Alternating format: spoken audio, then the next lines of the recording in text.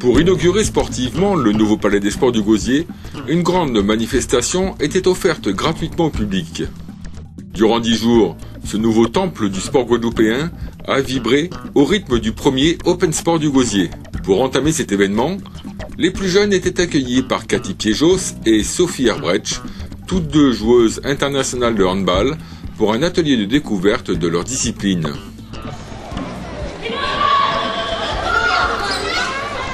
Vient ensuite un tournoi de handball opposant une sélection de Guadeloupe à une équipe martiniquaise, mais aussi à des équipes de rang international venues de Porto Rico et du Sénégal.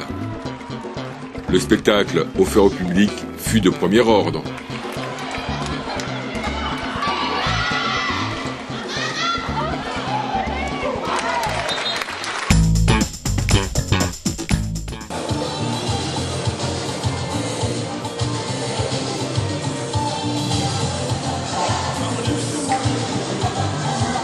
Après le handball féminin, c'est le futsal qui a investi le parquet du Palais des Sports. Un mini-tournoi a permis au public de découvrir cette discipline dérivée du foot, mais se jouant en équipe réduite et sur des terrains de handball.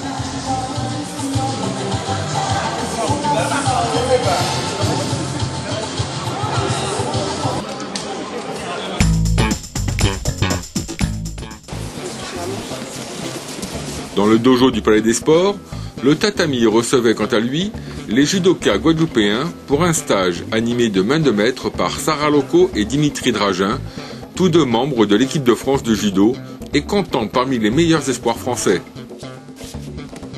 Nos judokas ont particulièrement apprécié l'ambiance de ce stage et l'espace offert par ce nouveau dojo.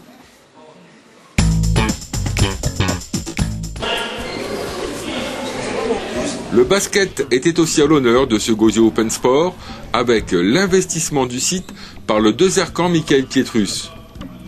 Ce stage de perfectionnement, ouvert aux jeunes basketteurs, a accueilli près de 300 élèves venus de Guadeloupe, mais aussi de Martinique, de Saint-Martin, des États-Unis, du Canada ou de métropole.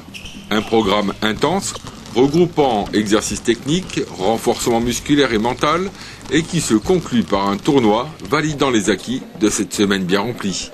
Cette compétition offrit au public des matchs des plus animés, et c'est l'équipe Metro Prep de Toronto qui s'impose en finale devant les Crenshaw de Los Angeles.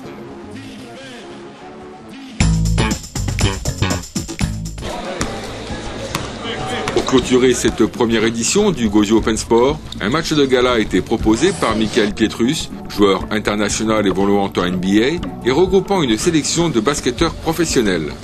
Le spectacle fut apprécié à sa juste valeur par le public venu en nombre. Et c'était pour nous l'occasion de permettre à la population de la Guadeloupe de découvrir le Palais des Sports du Gosier. Et au cours de cette semaine et demie, je pense que la population a répondu, puisque ce sont des milliers, on pourrait dire, de Guadeloupéens que nous avons reçus tout au long de cette semaine. On a pu donner à certains sports l'occasion de s'exprimer, comme le futsal, comme le basket, le hand féminin, ainsi que le judo. Donc on a pu, j'espère, donner le coup d'envoi de cet équipement qui sera la référence de la Guadeloupe pour les événements sportifs, ainsi que les événements culturels et artistiques. À l'heure du bilan, cette manifestation a démontré le bien fondé de cet équipement et le Gosier Open Sport devrait être pérennisé pour les années à venir. Le Palais des Sports du Gosier commence déjà à avoir son public.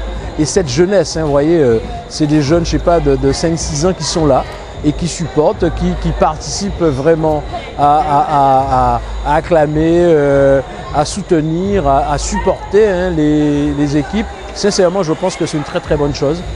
Je crois que la commune du Gosier a eu raison de mettre cet outil en place. C'est pour toute la Guadeloupe, mais c'est surtout pour cette jeunesse guadeloupéenne.